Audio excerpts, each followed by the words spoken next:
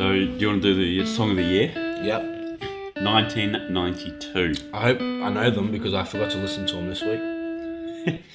Surely I that's- know them. Yeah, they're pretty self-explanatory. So, it's Nothing But a G-Thang Oh, yep. by Dr. Dre and Snoop Dogg, and then So What You Want by the Beastie Boys. Alright, you go while I get the lyrics up, just so I Alright. can jog my Alright. memory. So, Nothing But a G-Thang, it's just a dope sound. It's like the birth of G-Funk. Oh, wait, I typed in nothing, but it's nothing. Yeah. Yeah, it's like the birth of G-Funk, Yep. really. So maybe not the starter of G-Funk, but it's up there with like getting the ball rolling. I don't really have too much to say about this song. There was a comment on Genius that said that Snoop is the only one to make 1, 2, 3 into the 4 sound cool. 1, 2, 3 into the 4. Yeah, Nah, just- someone else has done that. I No. feel like it was Eminem, was it? 1, 2, 3 into the 4. Oh, maybe, One yeah. shot, Tupac. Yeah, that's a hard. Can we review the rap battles in that? We actually should. Let's review. That's what we're gonna do one week. Well, we'll do When that. it's a quiet week. You want to do that next week? Because Alright, we'll we're do not it. going to have a rap region next week. Yeah. All right. We're gonna do.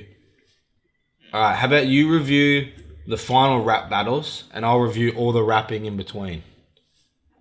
Oh, yeah, so if I'll you do wanna like the final 3 stages. 6 or whatever. Yeah. And then you do like the truck stop, Yeah. the cheddar bob. I'll do the other ones. What else is there? I don't know. There's a few more. Yeah. Like, I'll- The lickety split of the car park. Oh yeah, I forgot that. Oh yeah. All right, I'm sure I'll find some. Yeah. It's not lickety split. He's the character. Yeah, he's the guy that. What's the... They say something that sounds like lickety split. Nah, he definitely does say that somewhere. I don't know. We'll find. I'll find some to review. Are you gonna do just Eminem's part, or are you gonna do both? I'll do all of them. Why Yeah, not? okay, I'll do both sides too. Because I know there's the girl raps in there Yeah, a couple times. the- Like when they're around in the car park. Yeah, the girl starts, I think. Yeah. And then the guy comes in, and then I'm just like, fuck off. All right. And then So What You Want, I definitely think the Beastie Boys took it this week. I'm not a massive fan of like that much distortion on their voices, but it does still sound cool. I really like the lyric. So tell me who you are, dissing. Maybe I'm miffing.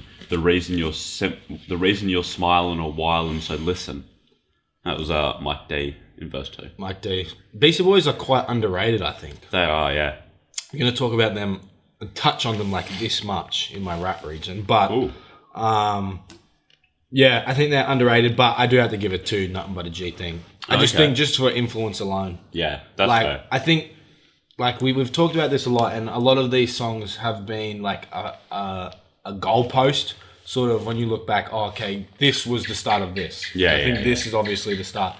Like, guys like Kendrick Lamar, Schoolboy Q, anyone on the West Coast looks back and be like, oh, Nothing But a G Thing. Yeah. Nothing But a G Thing. Like, that got me into rap. Or Yeah. I get inspired So if it by wasn't that. for that song, there'd be so many other rappers that aren't in the game. Yeah, it's so different. Like, and the Beastie Boys definitely influenced guys like Eminem. Yeah. Other types of artists, more like conscious rap. That's what the Beastie Boys are sort of about. In the early stages, anyway.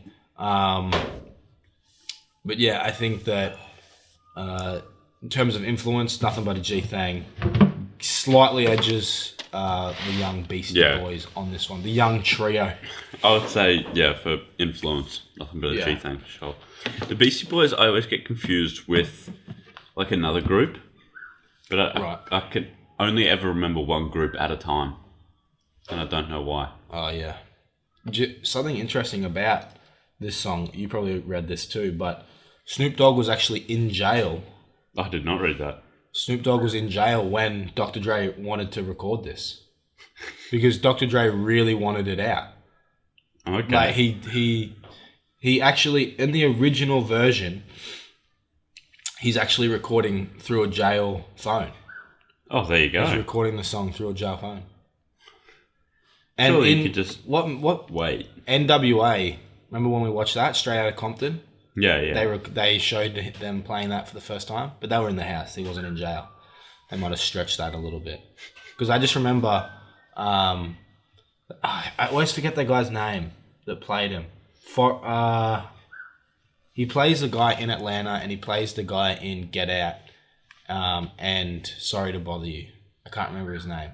He's got a crazy name. It's really cool. For some reason, I'm thinking it's Forrest, but I don't think it is. Sorry to Bother You. Let me look that up. Sorry to Bother You.